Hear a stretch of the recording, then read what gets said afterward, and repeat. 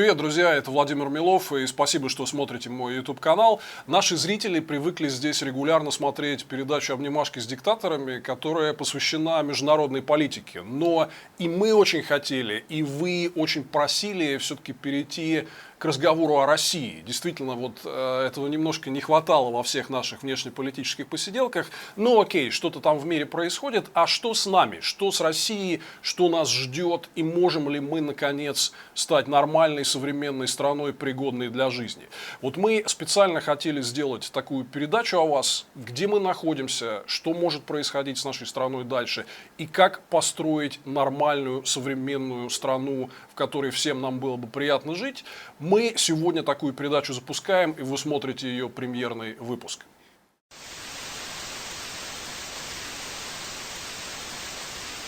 Ну и начало будет не самое приятное, потому что название этой передачи, оно так призвано вас немножко взбодрить и реально напомнить, где мы находимся. Называется эта передача «Why Russia Fails». Есть несколько вариантов перевода. Мы вот предлагаем вам перевод «Почему другие страны богатые, а Россия бедная». Можно перевести как «Почему Россия проигрывает». Это название мы позаимствовали из книжки экономистов Даррена Аджемоглу и Джеймса Робинсона, которая называется в русском переводе «Почему одни страны богатые, а другие бедные». Я разыгрывал эту книжку в качестве приза в своей передаче об экономике «Где деньги» на YouTube-канале «Навальный Лайв». И, на мой взгляд, это такая must-read, главная политэкономическая книжка современности, которая, в общем, рассказывает, что люди и страны должны сделать, чтобы все-таки добиться успеха, ну и наоборот, какие институты, действия приводят к тому, что прогресс задерживается, страны зависают вот в этой ловушке бедности, неравенства, и почему у многих стран, к сожалению, ничего не получается. Вот огромная проблема России, я думаю, не открою вам здесь чего-то нового, что Россия, к сожалению, зависла в ловушке мафиозной диктатуры. 30 лет назад, когда рушился тоталитарный Советский Союз, у нас была большая надежда на том, что на его обломках мы сможем построить успешную, современную, прекрасную страну. К сожалению, вот можно сказать, что 3 десятилетия спустя эти надежды потерпели огромное фиаско. Россия – это страна третьего мира. Мы не входим даже в десятку крупнейших экономик мира по объему ВВП. Мы на 43-м месте в рейтинге глобальной конкурентоспособности, на 49-м месте в индексе человеческого развития Организации Объединенных Наций, которые учитывают там здравоохранение, образование, социальное равенство и прочие вещи, которые дают нормальное качество жизни в современном мире. Ну, короче говоря, нас нигде нет в лидерах.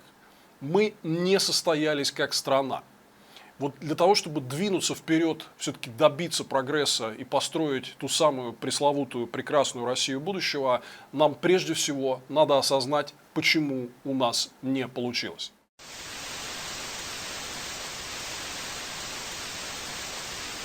И знаете, я хочу начать вот с чего. Мы с моими коллегами по политической оппозиции постоянно очень много критикуем власть, критикуем Путина. Действительно, их есть за что критиковать, за ту мафиозную эксплуататорскую систему, которую они построили в стране, которая душит нашу экономику, душит наше развитие, душит наших граждан. Действительно, критиковать их есть за что. Но мы сейчас с вами поговорим не о Путине, а о нас с вами. И, на мой взгляд, надежда связана с тем, надежда на лучшее будущее для всех нас.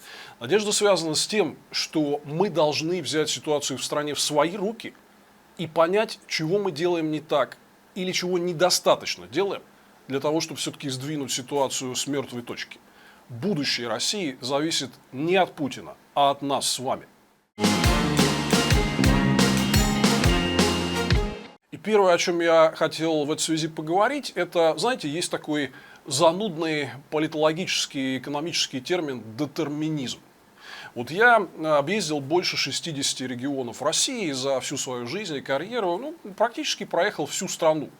В последнее время очень много ездил и выступал с лекциями о политико-экономической ситуации и разговаривал с людьми об экономике, о политике, о недостатках той системы, которую построил Путин. И знаете, вот самая главная проблема, которую я очень часто слышу в разговорах с абсолютно нормальными людьми, россиянами, которые недовольны тем, что происходит, которые хотят лучшего будущего для нашей России, но они говорят, вы знаете, вот у нас в России ничего не будет никогда, потому что вот у нас всегда, и потому что это не может быть по-другому. Вот детерминизм – это термин, который описывает вот эту вот зацикленность на то, что если у вас всегда было плохо, то вы никогда не сможете вырваться из этого порочного круга и бесполезно дергаться. Мы как раз в нашей передаче будем решительно бороться с этим детерминизмом, будем объяснять вам, что изменения возможны, и более того, мы можем в обозримом будущем добиться их своими руками, и надо заканчивать вот с этими всеми игрушками и с самоубеждением самих себя, что якобы вот так сложилась эта судьба, и мы никогда ничего не сможем изменить к лучшему.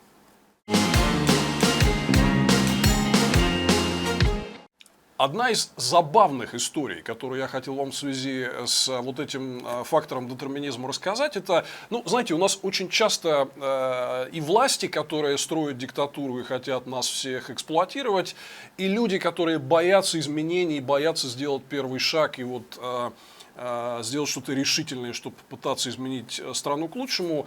Один из факторов, на который все ссылаются, когда говорят, вот почему в России все так плохо, и мы никогда не могли вырваться из этого порочного круга, это климат. В России очень холодно по сравнению с большинством стран мира. И, кстати говоря, вот, ну, мало того, что это традиционно использовалось как такая отмазка, что у нас обязательно должна быть какая-то суровая диктатура, нужен порядок, здесь как-то мы не можем иначе, потому что в других странах там потеплее, и условия для жизни и экономической деятельности легче, а вот у нас так сурово, морозно, поэтому нам нужна обязательно палочная дисциплина, казарма, все в строй, там, кто делал шаг влево, шаг вправо, расстрел на месте. Вот очень часто принято объяснять вот ту сверхцентрализованную эксплуататорскую систему, которая у нас столетиями выстраивалась, именно климатом. Про это есть даже особая книжка. Я, откровенно говоря, был в шоке вообще, когда о ней узнал. В 99 году она впервые вышла. Есть такой человек по фамилии Паршев, который написал книгу под названием, достаточно говорящим, «Почему Россия не Америка?». Откровенно говоря, вот я ее там до конца не осилил, это очень такое тяжелое и стрёмное чтение, но там эта книжка, на самом деле, ее читали очень многие известные люди вот в нулевые годы вот этой идеологии, что не надо ничего делать, все предопределено, надо просто вот слушаться начальства, да. Вот эта книжка описывает ровно такой философский идеологический подход, и, к сожалению, она оказалась довольно популярна в стране и воздействовала на многие умы. В частности, я как об этой книжке узнал? Мне в начале нулевых годов, когда я еще в правительстве работал, о ней рассказал один бывший федеральный министр, который потом, после ухода с госслужбы, стал довольно крупным, ну, как у нас говорят, олигархом, владельцем заводов, газет и пароходов. И, кстати говоря, он был такой человек прогрессивных взглядов, входил в парламентскую фракцию Союза правых сил, и вот он говорит, слушай, а ты читал Паршева-то? У нас никогда ничего не будет, сказал мне этот мой знакомый бывший министр, потому что у нас очень холодно. Ну, я, честно говоря, сразу опешил от этого, решил вот все это дело прочитать, и, к сожалению огромному, я потом понял, что очень много людей, в частности, проникнуты вот этим мифом, что якобы есть особый фактор сверххолодного климата, который мешает России стать успешной современной экономикой и развитой демократией.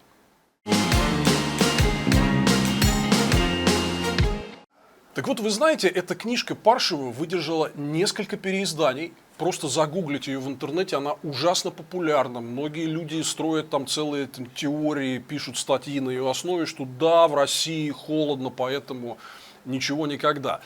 На самом деле, если вы проверите факты, то вы увидите, что эта теория просто не выдерживает ни малейшей критики, потому что, во-первых, все холодные страны мира, те, у кого там холодно зимой, снег лежит и так далее, да, абсолютно все эти страны, кроме России, являются весьма успешными рыночными демократиями. Более того, такие страны, как скандинавские, там, Норвегия, Швеция, Финляндия, Дания, Исландия, они лидируют в мировых рейтингах успешности, развития человеческого капитала, победы над коррупцией.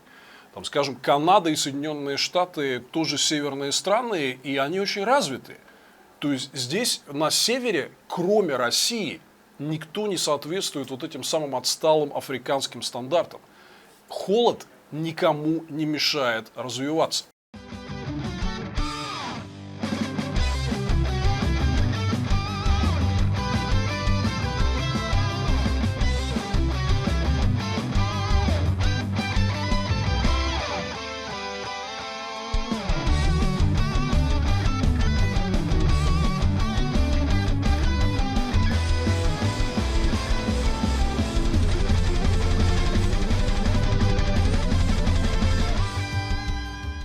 Более того, там есть вторая смешная часть истории. Например, если посмотреть на США.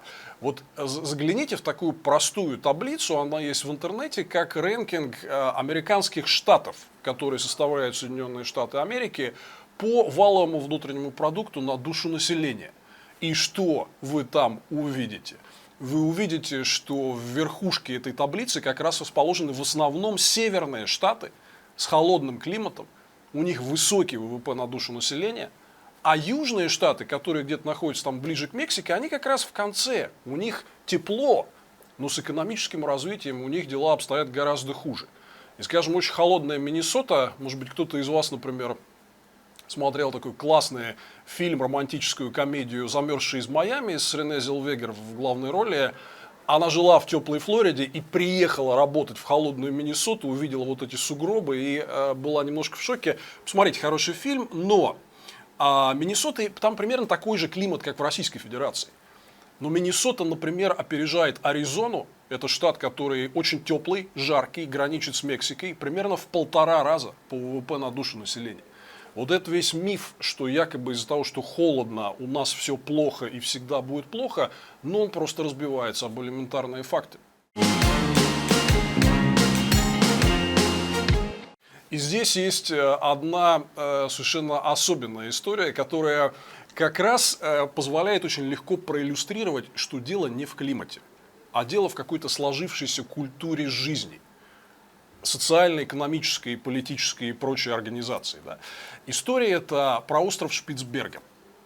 Дело в том, что по договору о Шпицбергене, который был подписан в 1920 году, эта территория контролируется Норвегией, но не полностью.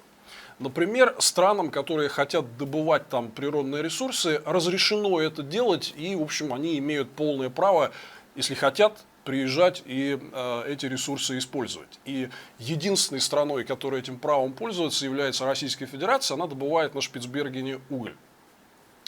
Так вот, там есть такой городок русских шахтеров Баренцбург.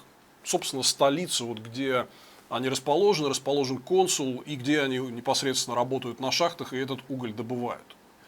Этот город Баренцбург вы можете увидеть сейчас на своих экранах. Несмотря на то, что это Шпицберген, вроде как территория Норвегии. Вот вы узнаете этот вот достаточно хорошо знакомый нам пейзаж из тотального беспросветного срача. Вот эти какие-то бараки с черными окнами и памятник Ленину по центру и абсолютно унылая среда, которая вот очень сильно напоминает все наши провинциальные российские города. Это в Норвегии, на Шпицбергене. Просто там живут русские шахтеры. А вот то, что вы сейчас видите на экране, это город Лонгир, это норвежская столица Шпицбергена, которая расположена всего в 36 километрах от Баренцбурга. Это, ребят, дело не в климате. Там меньше 40 километров разницы. Вот эти красивые, ухоженные норвежские домики против русского шахтерского срача говорит о том, что дело абсолютно не в климате, а дело в культуре и в организации нашей жизни, которая вот за эти столетия диктатуры в итоге в России сложилась.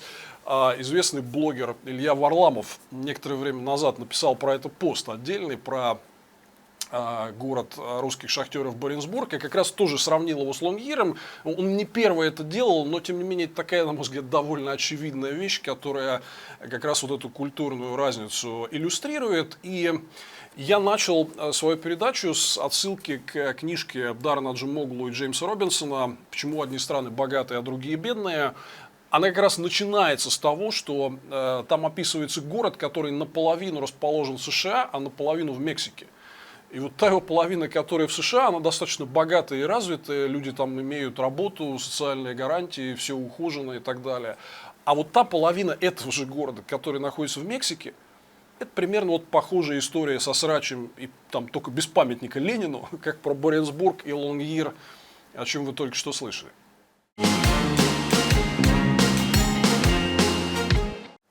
Кстати говоря, про Шпицберген у меня была интересная история, когда я работал заместителем министра энергетики, мне среди там прочих документов принесли на визу бумаги, которые предполагали выделение субсидий на вот эту добычу угля на Шпицбергене, потому что она страшно убыточная. И я тогда отказался эти бумаги подписывать и сказал, ну какого хрена? Мы тратим деньги наших налогоплательщиков на то, чтобы датировать убыточную добычу на Шпицбергене. У нас в стране полно там своего угля, в конце концов, и так далее. Мне сказали, нет, Вова, ты ничего не понимаешь. Нам важно обеспечить геополитическое присутствие. И вот за это мы из карманов наших граждан будем вынимать налоги в огромном количестве и по всему миру это все распределять. В Африку, значит в Африку. На Шпицберген, значит на Шпицберген. Вот здесь мы подошли к очень важной истории про то, как вот это гиперцентрализованное управление, когда есть начальство, которое все решает за нас, а мы только должны отдавать честь и выполнять его команды, вот как эта система веками сдерживала развитие России. У нас забирали ресурсы, которые могли быть полезно использованы на какие-то черт его знает что. Геополитические прожекты, силовиков, бюрократию, последние 20 лет при Путине совершенно невероятную для нашей истории коррупцию. Вроде как мы привыкли, что вот у нас холодно, поэтому никак иначе нельзя, кроме как дисциплина, слушаться начальства, и начальство лучше знает, как действовать. Но вся наша история показывает нам, что начальство как раз только тем и занимается, что ворует, проедает наши ресурсы на черт его знает что, то, что мы зарабатываем и отдаем ему в виде налогов, и ради того, чтобы удерживать, бесконечно удерживать собственную власть, сдерживает развитие нашей страны. Например, в книжке Даррена Аджемоглу и Джеймса Робинсона там есть несколько очень серьезных и важных моментов о России. В частности, вот у нас в XIX веке был такой царь Николай I, тот самый, который подавил восстание декабристов.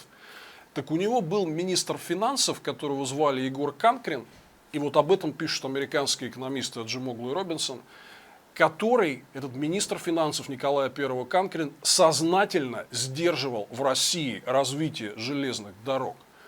Потому что он считал, что это приведет к плохим социальным последствиям для монархии, будет развиваться промышленность, будет расти в масштабах пролетариат, который возьмет и свергнет их потом. Вот буквально в таком смысле. Из-за этого, из-за Николая I, из-за его чиновников, Россия на десятилетия отстала от участия в международной промышленной революции и от участия в прогрессе, который был связан вот с развитием транспорта, новых средств производства и так далее. Это начальство наше делало сознательно для того, чтобы удержать свою власть и помешать развитию и повышению благосостояния нашего народа.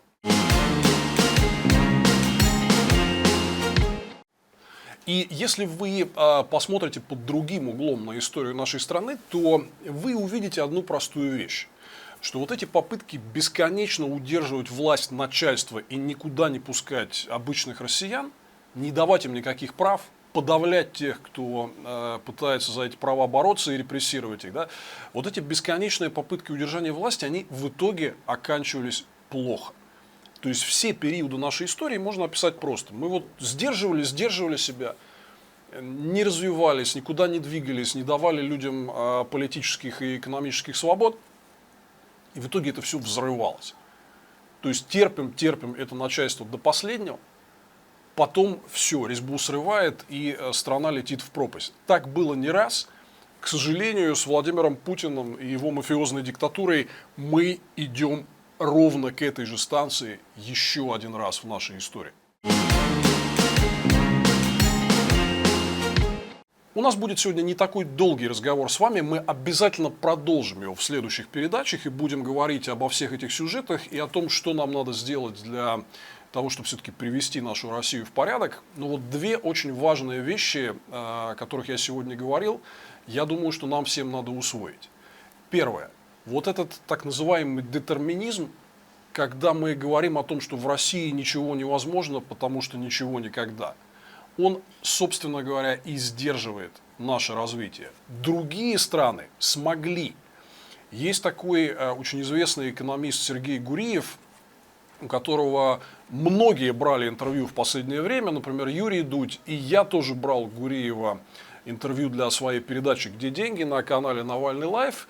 Он любит повторять одну важную мысль, что все страны когда-то были бедные, нищие, диктатуры, там была высокая коррупция. С такими проблемами сталкивались абсолютно все. Но одни страны выбирались из этого болота, находили в себе силы привести себя в порядок, поставить на место взорвавшееся начальство, заставить власти слушать людей, дать им политическую и экономическую свободу. Например, Англия 1000 лет назад была абсолютно отсталой европейской периферией, деревней. Там не было ничего. Но потом там люди потребовали гражданских, политических, экономических свобод. Была хартия вольностей, был один из первых в мире парламентов. В итоге Англия стала лидером промышленной революции и одной из самых успешных стран на сегодня и политически, и экономически. К сожалению, в России мы привыкли слушаться начальства, чересчур привыкли. И вот это вторая важная мысль, которую я хотел сегодня до вас донести. Нам пора отучать себя от этой культуры поведения. Нам надо приучать себя переставать уважать начальство. Уважать начальство нам не за что. Начальство никогда не приводило Россию к какому-то серьезному успеху. Вот все, что мы блуждали последние 30 лет, мы в итоге, как я уже говорил, оказались у разбитого корыта. Любить и слушаться это начальство не за что. Ему надо задавать острые вопросы, ставить оценки, требовать ответа. А что вы, товарищи власть придержащие, сделали для того, чтобы мы в России могли свои возможности полноценно реализовать? Конечно же, сейчас мы услышим оглушительный ответ «ничего». Молчание. Им нечего сказать. Ну так давайте их поменяем. Давайте начнем с себя и осознаем, что в конце концов мы, граждане своей страны, должны формировать у себя такую власть, такую политико-экономическую систему, которая все-таки двинет Россию по дороге развития. Нужно переставать слушаться, начинать действовать, начинать спрашивать с чиновников, спрашивать с тех, которых мы еще вчера считали начальством. Они нам не начальство. Они поставлены туда для того, чтобы делать нашу жизнь лучше. Если они не справляются с этим, давайте их менять. Я хотел просто завершить в этой ситуации цитатой группы U2. У них есть такая песня, где они поют «I can help you, but it's your fight». Я могу вам помочь, но это ваша борьба. Мы, политики и экономисты, многое можем сделать для того, чтобы помочь изменить к лучшему ситуацию в нашей стране. Мы будем продолжать бороться против этой мафиозной диктатуры, но в конце концов это вам решать. Вы должны осознать, что нет ничего предопределенного. Мы можем добиться успеха. Весь этот детерминизм надуманный. Надо переставать уважать и слушаться начальства. Надо воспринимать власть как тех, кто должен по нашему заданию работать день и ночь, чтобы Россия, наконец, стала успешной. Это был первый выпуск передачи Why Russia Fails с Владимиром Миловым. Подписывайтесь на мой YouTube-канал, обязательно донатьте нам на продакшн и смотрите следующие выпуски. Мы поговорим о многих важных аспектах того, почему Россия пока, только пока проигрывает, и как мы с вами сможем добиться того, чтобы она начала, наконец, побеждать.